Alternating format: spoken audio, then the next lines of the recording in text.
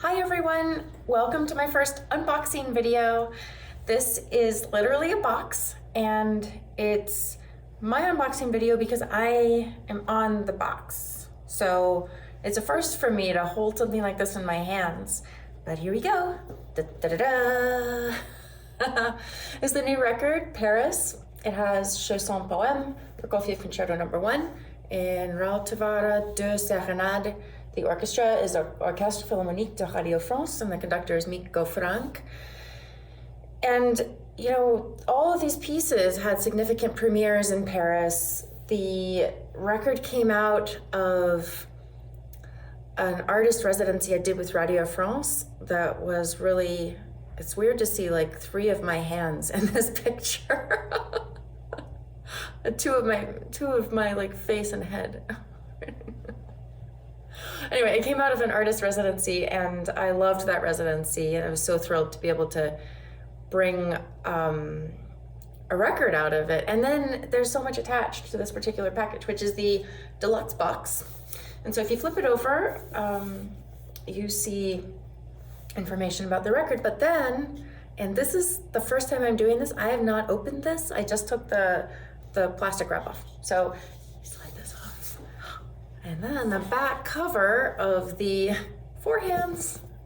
hi, nice to meet you. The back cover, I feel like a mime, of this, it's just funny to me. I'm really honored and I'm happy, and so my mind goes to goofy places. But yeah, this is the first time I'm seeing this, and I had such a great time with the photo shoot. It meant a lot. It was the only photo shoot I did since I started a sabbatical in September of 2019, and it was very much like re-entering my performance identity and putting on the gowns and putting on the dresses and the earrings and all of that, but then also really thinking about what this recording means and what Paris represents. And to me, it's the interchange of culture and art and all of these different influences from all over the world. And I think the music on this record shows some of that. But yeah, we had this beautiful set. The photographer, O.J. Slaughter, is based in Boston. And so we had a huge open studio where there was a set with a velvet sofa and a little Persian rug and then these flowers. And it was just so beautiful to walk into. And then you open the box. Oh, another thing about this photo shoot is that OJ was great. They really made sure that I felt comfortable and that I felt like I could express myself. And they told me their whole goal with the photo shoot was to make sure I felt seen and heard. That was a really moving moment for me. And as an artist, as a performer, in a way, the focus is always on the music and you're a conduit for the music. But when you do a photo shoot, you are representing yourself as a conduit. So it can be both a liberating experience and a daunting experience. And I felt completely comfortable and free in these sessions. So we had the one, right now I'm unwrapping the signed photographs, which it's funny because I signed these actually in my studio here, but then I sent them back. And now I'm opening a box that I unwrapped, and I'm seeing my signature given back to me. So that's kind of cool.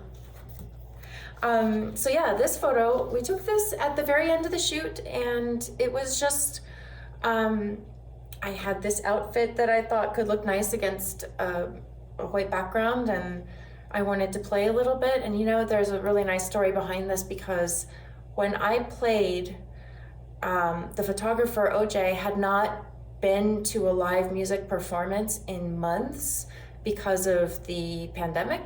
And everyone just kind of stopped in the room and listened to the music. I think it was hitting people that live music is a living, breathing entity. And it just kind of changed the room entirely. Even though we'd had music the whole time, this was the moment when it became a concert and not just a photo session, and not only about the record, but also about the moment. And that's one reason I wanted to sign this particular photo, because this is a spontaneous thing that happened, and it was a really transformative moment in the photo session.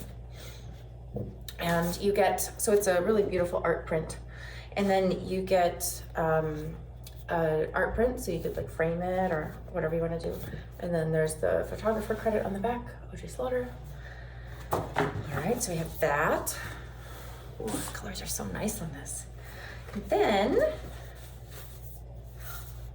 I just cannot stress enough how like special this is for me to be holding this.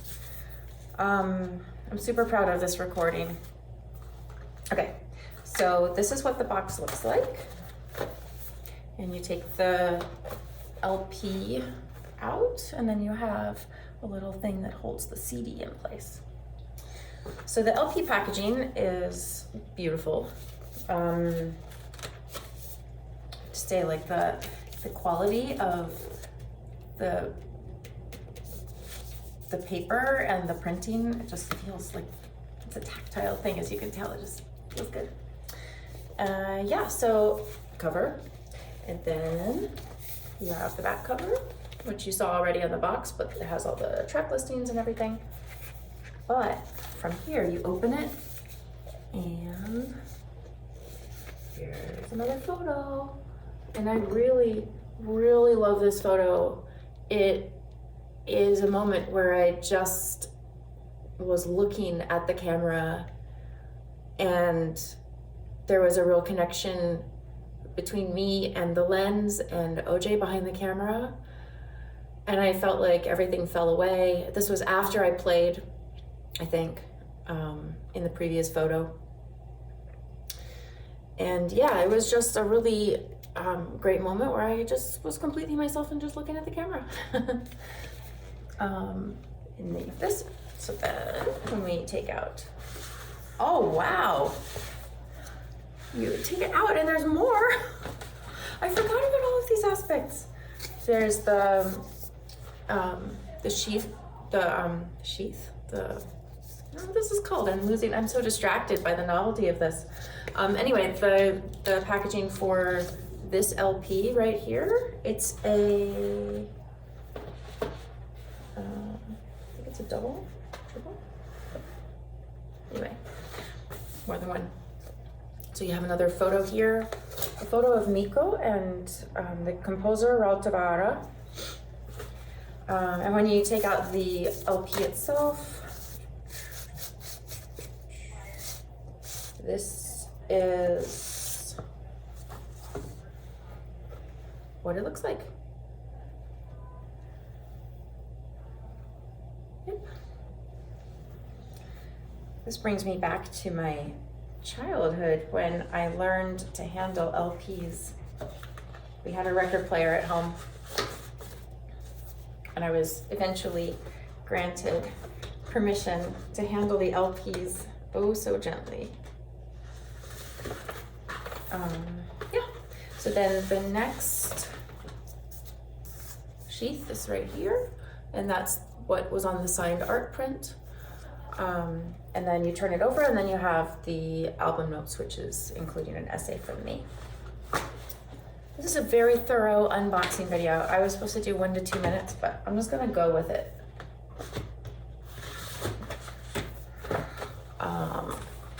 And then the final thing here is the, getting some particles. This feels tiny after the LP. So this is the final part that I am going to unbox. Cute little CD. But yeah, a CD nonetheless. It's a really nice packaging. It's not too much plastic compared to some of the ones that break. Anyway, I should talk you through it. Cover, and then you open it. Here's the booklet. Ooh, ooh, this looks nice. Hang on. So then you have this picture right here, and when you take this off, you see this detail, which has such nice colors. Oh, they did such a good job with this. And then see the CD in the background, it kind of matches. It kind of matches. That is so cool. And you have this one right here, this photo. Here I was thinking a lot of the street art in Paris back in like the 1920s when Prokofiev was writing and when Prokofiev lived in Paris. Some of those big concert posters that were in the Art Nouveau style. Like Mucha was still doing some of his posters at that time. So I was thinking about that while I was standing there like this with the violin. And then so the booklet, and then that's not one of the pieces on the CD. I don't know why I keep doing it, but there it is. And then this is my violin. My violin was made in Paris in 1865 by one of the greatest French makers, certainly I think the most prolific, Jean-Baptiste Vuillaume, super famous French maker. And I've played a Vuillaume violin for pretty much all of my career, which is unusual. And one time so this is also reminiscent of the Parisian style, but it doesn't look Parisian because it's a totally different technology. It doesn't look old, but that's what I was thinking of. So anyway, I once went to the, here's the composer, Raltvara. I once went to the address that was inside my Vuillaume violin to see if there was anything there anymore, because it was the shop address, right? And there was a grocery store, but it was still nice to walk on the street and imagine what it was like for Monsieur Vuillaume to go to work every day. I imagine him with like a violin case under one arm and a baguette under the other, and I'm sure that that's not at all how it went down, but it was fun to just have some flights of fancy and connect my violin to the city. And that is the complete tour. Thank you for watching.